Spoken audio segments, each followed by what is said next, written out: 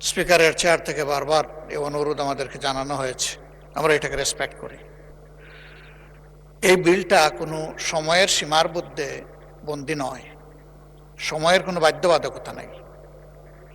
এখানে বিধিটা মানাই তো উচিত ছিল। আমরা তো 3 দিন আগে, একদিন আগেও তো পেলাম না ম্যাটেরিয়ালস, জাস্ট এখন ডেস্কে এসে পেয়েছি। আমি অনুরোধ করব, আমাদের এই অধিকার খর্ব করবেন না, আমাদের এই অধিকার আপনার মাধ্যমে সংরক্ষণ হোক। এই বিল দুটোই স্থগিত করেন, যে দুইটার কাগজ আজকেই সরবরাহ করা হয়েছে। আমি আবারও বলছি, এটা সময়ের মধ্যে সীমাবদ্ধ নয়, আরও অনেক বিল এই সংসদে আসবে, এটাই স্বাভাবিক। বিল আসবে, আইন সংশোধন হবে, আমরা এগিয়ে যেতে হলে এগুলো লাগবে। কিন্তু যেখানে যেটা প্রযোজ্য সেটা হওয়া উচিত। যেহেতু এর কোনো সময়সীমা নেই, এই জন্য এটা পরবর্তী অধিবেশনে আনা যেতে পারে।